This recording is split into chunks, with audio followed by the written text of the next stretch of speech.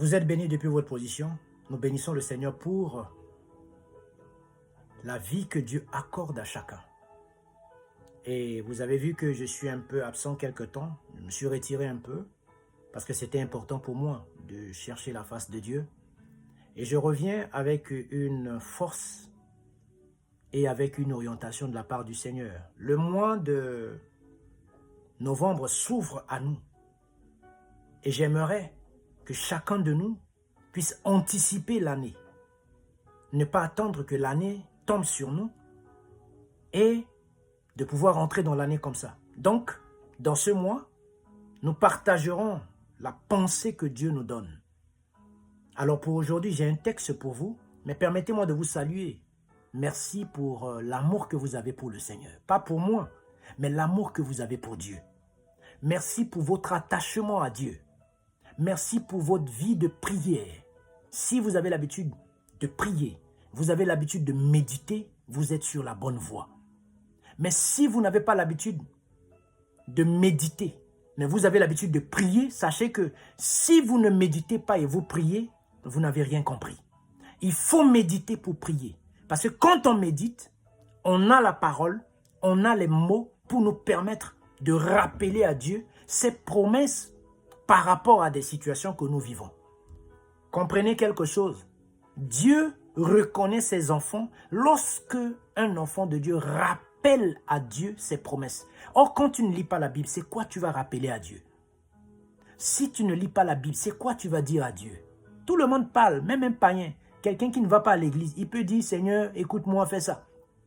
Mais la seule différence entre un enfant de Dieu et celui qui n'est pas de Dieu, c'est la parole, la promesse qui est ton testament, que tu rappelles à Dieu. Et c'est là, Dieu va se souvenir de toi, Dieu va se souvenir de ta situation, Dieu va se souvenir de ce que tu traverses et Dieu va maintenant t'accompagner. C'est pourquoi, bien-aimé, c'est très important d'avoir une vie de prière, d'avoir une vie de méditation de la parole de Dieu. Quand on médite, Dieu nous ouvre les yeux sur ce que nous ne comprenons pas et nous aide à nous approcher de lui. C'est en méditant, Dieu peut se révéler à nous.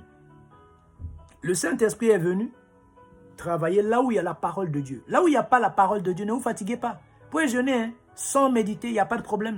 Vous pouvez passer des heures. Jésus a été dans le désert pendant 40 jours et 40 nuits. Il a jeûné, mais ça n'a pas empêché Satan de venir à la fin pour parler avec lui. Mais quand Satan est venu, là, ce n'est pas avec la prière Satan est venu. Satan est venu, Satan lui a dit, il est écrit. Et Jésus aussi a dit, il est aussi écrit. Ça veut dire quoi? Ça veut dire que ce qui peut faire fuir Satan loin de nous, c'est la parole de Dieu. Un enfant de Dieu doit être à mesure de maîtriser la parole de Dieu. Un enfant de Dieu doit être à mesure de comprendre la parole de Dieu. Un enfant de Dieu doit s'armer de la parole de Dieu pour que quand il y a des tentations, quand Satan vient, même avec, parce que Satan aussi utilise la parole de Dieu. Aujourd'hui, là, vous voyez que les plateformes sont remplies des pasteurs. Mais il y a des faux pasteurs qui sont là. Il y a des faux docteurs qui sont là. Il y a des gens qui sont des agents de Satan et ses démons. Mais ils viennent avec la parole de Dieu. Ils ouvrent la Bible. Ils parlent de la part du Seigneur. Mais c'est des hérétiques. Ils utilisent la parole pour atteindre leur objectif dans votre vie. Et ils vous dévient.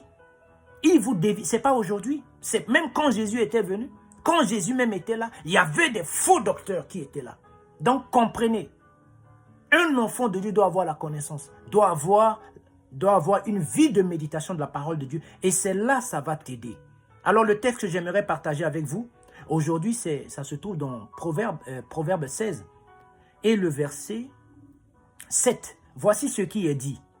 Quand l'Éternel approuve la voie d'un homme, il dispose favorablement à son égard, même ses ennemis. Quand l'Éternel approuve la voie d'un homme, donc comprenez, il faut que ta voie soit approuvée par Dieu. On dit quand. Ça dit quand Dieu est d'accord avec toi, quand Dieu est d'accord avec ta marche, quand Dieu sait que tu es dans sa volonté, c'est là il va disposer favorablement tes ennemis pour devenir ton marchepied. Donc quand déjà Dieu n'approuve pas ta voie, si déjà tu dis tu sers Dieu mais il ne t'approuve pas, si déjà tu sers Dieu, il sait que ce n'est pas ce qu'il attend de toi, tu perds ton temps. tu perds ton temps. Le texte est bien clair. Quand l'Éternel approuve les voies d'un homme, il dispose favorablement à son égard même ses ennemis. Vous savez, il y a beaucoup de personnes qui courent derrière la popularité, qui courent derrière l'approbation des hommes. Au lieu de chercher à être approuvés par Dieu, pour eux, quand les hommes les applaudissent, comme les hommes sont avec eux, comme il y a toute une foule avec eux, ils pensent que Dieu les approuve. La question, est-ce que Dieu les approuve? Parce que Dieu dit, lorsque j'approuve, quand j'approuve ta voix, je disposerai même favorablement tes ennemis. Tu auras des ennemis. On a toujours des ennemis. Au lieu de notre travail, même à l'église, on a des ennemis. Un peu partout dans le service de Dieu. Dans tout ce que nous faisons, on a des ennemis. Mais lorsque Dieu approuve tes sentiers, Dieu se charge de tes ennemis. Qu'est-ce que Dieu va faire? Tes ennemis deviendront des serviteurs pour toi. Parce que Dieu va les utiliser pour faire quoi? Pour t'amener à accomplir le dessein de Dieu.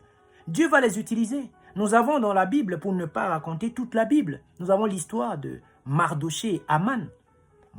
Aman avait résolu de faire du mal à Mardoché. Mais qu'est-ce que Dieu a fait? Dieu a changé les donnes. Dieu a changé les donnes.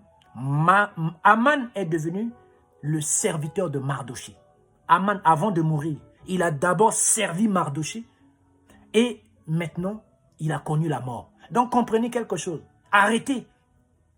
Laissez les gens vous critiquer. Laissez les gens dire ce qu'ils veulent de vous. Mais soignez votre relation avec Dieu. Parce que si vous voulez écouter des hommes, si vous voulez écouter ce qui se dit vous concernant, si vous voulez écouter ce qui est autour de vous, vous n'allez pas bien marcher avec Dieu. Laissez les gens dire ce qu'ils ont à dire. Laissez les gens vous critiquer. Laissez les gens parler. Mais vous, faites un effort pour que Dieu puisse vous approuver.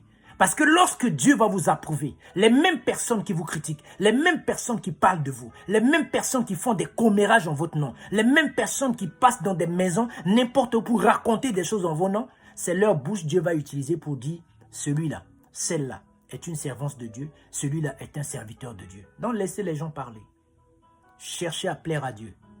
Cherchez à soigner votre comportement. Cherchez à soigner votre connexion avec Dieu. Cherchez à avoir une bonne relation avec Dieu. Parce qu'en ayant une bonne relation avec Dieu, en ayant une bonne connexion à Dieu, lorsque Dieu vous approuve, le reste, c'est des détails. Le reste, c'est la formalité. Bien-aimé, Dieu veut faire des grandes choses avec toi. C'est pourquoi arrête de promener des regards inquiets. Arrête de te plaindre sur ton sort. Arrête de te plaindre sur les difficultés, les quelques difficultés que tu vis ou tu traverses. Arrête ça. Commence à te considérer et commence à prendre position dans la prière, dans la méditation. Commence à chercher la face de Dieu. Commence à te cultiver. Commence à laisser Dieu s'imprégner des choses dans ta vie. Commence à laisser Dieu te donner des orientations. Commence à écouter Dieu. Exerce ton oreille à écouter Dieu. Laisse ton cœur écouter Dieu. Tu verras ce que le Seigneur fera avec toi. Alors, anticipe l'année 2025 avec Dieu. Commence un moment de prière. Nous sommes en jeûne. Pour ceux qui nous connaissent, vous pouvez venir. Si vous êtes dans l'île de France, vous pouvez venir. Il y a l'adresse qui est affichée. Allez-y sur notre page Facebook, Ministère 1 heure pour Jésus. Vous aurez notre adresse. Vous pouvez venir, on va prier. Vous avez des sujets de prière, vous pouvez nous contacter. On va prier avec vous. On peut échanger également avec vous. Et partager, certainement, ça peut sauver une vie. Ça peut aider une personne à sortir de sa situation. Que Dieu vous bénisse en ce qui me concerne. Je vous dis, seul Jésus nous suffit. Shalom.